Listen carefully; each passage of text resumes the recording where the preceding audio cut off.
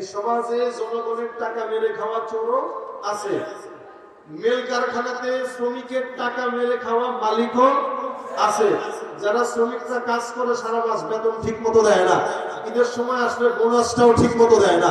আবার অনেক বড় বড় ক্ষেতের মালিক কৃষকদেরকে দিয়ে ক্ষেতের আলু উঠায়, ধান উঠায়, কিন্তু ঠিক মতো শ্রমিকটাও পারিশ্রমিক দেয় না। চোর 2 টাকার চোরকে ধরে লাভ কি? এরা হলো সবচাইতে বড় চোর।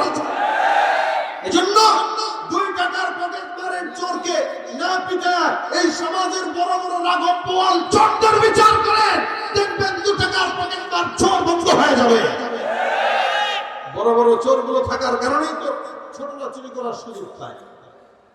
আজকে এরা যদি চুরি না করতো, জনগণ তার হকটা ঠিক মতো পাইতো, তাহলে কেউ চুরি করা লাগতো না, সবাই সবার সৌন্দর্যের মতো জীবন যাপন করতে পারত।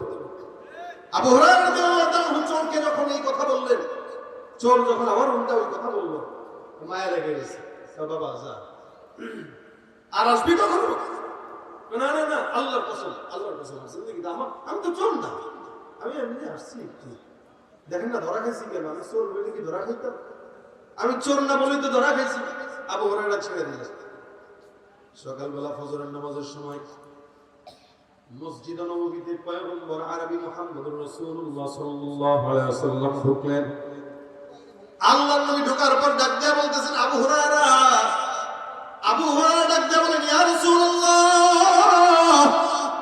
আল্লাহর নবী ডাক দিয়ে বলতেছে, আবু হুরায়রা, রাত্রিবেলা যে চোর ঢুকলো, চোরটা কোথায় বলেন তো দেখি? গভীর রাতে রাসূল কি আবু হুরায়রার সঙ্গে ছিল নাকি? কিন্তু রাসূল কেমনে জানলেন? আবু হুরায়রা কয়, ইয়া রাসূলুল্লাহ, আপনি কেমনে জানলেন? আল্লাহর নবী ডাক দিয়ে বলে, আবু হুরায়রা, আমি ঘুমাই কিন্তু আমার অন্তর সজাগ। সুবহানাল্লাহ। নবীর 2 চোখ ঘুমায় কিন্তু আল্লাহর নবীর অন্তর খোলা থাকে, যার কারণে আমি জানলাম রাত্রিবেলা তোমার কাছে যাকাতের মাল চুরি করার জন্য চোর ঢুকছিল।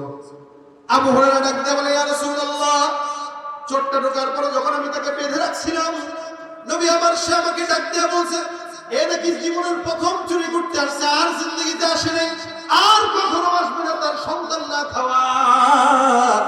পয়গম্বর আমার তার কথা শোনার পর দিলের মধ্যে মায়া লাগছে, যার কারণে কিচ্ছু বলি নাই। নবী আমার ডাক দিয়ে বলে, আবু হুরায়রা, এটা একটা বাটপার, এই চোরে মিথ্যা কথা বলছে, দেখবা আজকেও রাত্রে আবার তোমার কাছে চুরি করার জন্য আসবে। আবু হুরায়রা ডাক দিয়ে বলে, হুজুর আল্লাহর কসম, আজকে যদি আসে ঠ্যাং একটাও থাকবে না। আবু হুরায়রা কয়, ঠিক আছে, আজকে দেখুন কেমনে আসে। রাসূল ডাক দিয়ে চলে গেলেন। আবার গভীর রাত, আবু হুরায়রা ঘরের ভিতরে লুকানো, চিন্তা করলো কখন আসবে, যেহেতু আমার নবী বলেছেন তার মানে চোর আসবেই, এতে এক বিন্দু পরিমাণে সন্দেহ নাই। যখন আবু হুরায়রা অপেক্ষমান তাকায় দেখে ওই চোরটাই একটু একটু পাও দিয়া বিড়ালের মতো ঘরের মধ্যে ঢুকছে। আবু হুরায়রা পিছন থেকে জাটটা দিয়ে ধরে, এই পাইছি, চোর, গতকাল বলছিস মাফটা চেয়ে ছেড়ে দিলাম, আসবি না আর জিন্দেগিতে, আজকে আবার ঢুকলি কেন? হুজুর আর কি বলবো, গতকাল তো চুরি করতে দেন নাই, গেছি তো খালি হাতে, পুরোটা খাওয়াবো কি? আপনার লোকে কাহিনী করতে করতে একটু সকাল হয়ে গেছে, অন্য জায়গায় যে চুরি করবো যে সুযোগ তো পাইনি। চিন্তা করলাম আপনি আমার নরম মানুষ, মারলেন না, আপনি ভালো, আপনি মারবেন না, এই কারণে আজকেও চলে আসে। দাঁড়ালে তোর একদিন খাবার যে রশিদিকে বাঁধতে, এবার মায়া কান্না আর কানে না। দেখবেন চোররা চুরি করার পরে ধরা খাইলে যত কসম আছে সব কসম খায়, মায়ের কসম, মায়ের দুধের কসম, বাপের কসম, বাপের জুতার কসম, সব কসম খায়, চোর সব কসম খায়। আবু হুরায়রার দিলে মায়া লেগে গেছে, কারণ আবু হুরায়রাও তো ক্ষুধার যন্ত্রণা কি এটা বুঝে, এর চাইতে আর কেউ বুঝে বেশি। আবু হুরায়রা রাদিয়াল্লাহু তাআলা বলেন, ঠিক আছে যা, ছেড়ে দিলাম, আর আসবি? আল্লাহর কসম, গতকাল মিথ্যা কথা বলছি শয়তানের ফন্দে করে, আজকে নিয়ে মিথ্যা বলবো? ইনশাআল্লাহ ছেড়ে দিচ্ছে। দেখেন এবার সারা দেখেন, আর জিন্দেগিতে আসবে।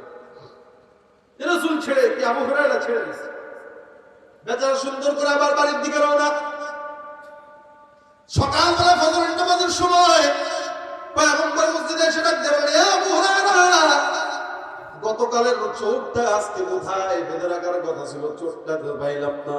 নবীকে ডাক দিয়ে আবু হুরায়রা বলেন, ইয়া রাসূলুল্লাহ, গতকালের চোরটা বারবার ক্ষমা চাইছে, কসম কাটছে, আল্লাহর কসম, নবীর কসম, সব কসম খাইছে, আর আসবে না। নবী আমার মালিকের কসম খাওয়ার পরে কেউ তো মিথ্যা কথা বলতে পারে না। রাসূল ডাকতে বলে, আবু হুরায়রা, এই চোরটা মিথ্যু, দেখবা আজকেও রাত্রে আবার চোরটা সুন্দর করে ঢুকবে।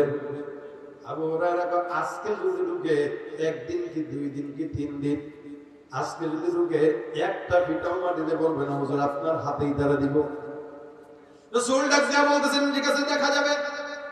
চোরটা আবার পরের দিন রাত্রে আবু হুরায়রা অপেক্ষমান, এদিক দিয়া চোরটা ঘরের ভিতরে ঢুকলো।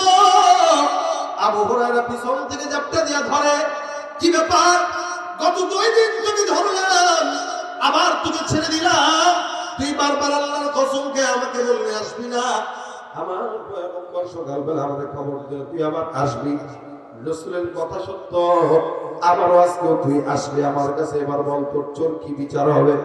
কোনো কথা নাই, কোনো বার্তা নাই।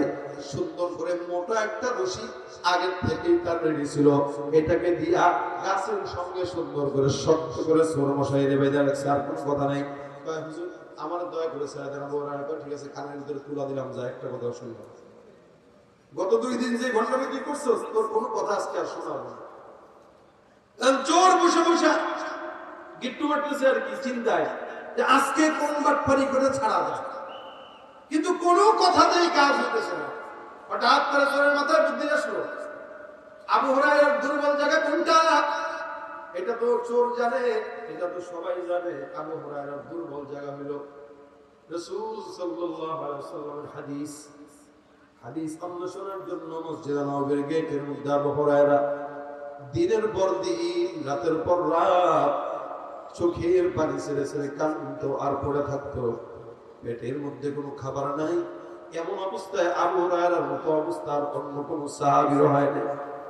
চোর ডাক দিয়ে বলতেছে, আবু হুরায়রা, আমাকে যদি তুমি ছেড়ে দাও, তোমাকে একটা জিনিস শিখাবো। আবু হুরায়রা ডাক দিয়ে বলেন, কি শিখাইবা? বলে, একটা হাদিসের কথা শোনাবো। আবু হুরায়রা, যেটা তুমি আগে জানতা না। বলে, কি শিখাইবি? তুই চোর হয়ে তুই আমার ইসলাম শিখাবি, হাদিস শিখাবি? বলে, হ্যাঁ, আমি চোর হইলেও ঈমান ঠিক আছে। আমাদের দেশে কিছু লোক আছে নামাজ না পড়ে না, নামাজ পড়ে না, পর্দা করে না, রোজাও রাখে না। যদি বলেন কি ব্যাপার, নামাজ পড়ো না কেন? কয়, নামাজ না পড়লেও ঈমান ঠিক আছে। আছে না নাই? চোর এখন আবু হুরায়রাকে ইসলাম শিখায়। দেখেন আবু হুরায়রা কয়, এ রে চোর রে, তুই আমার ইসলাম শিখাইবি? কয়, হ্যাঁ। মনে রাখেন, চোর যে শিখাইবো, চোরের উদ্দেশ্য কিন্তু ভালো, কারণ তার ইচ্ছা হইলো, নিয়ত হইলো আবু হুরায়রা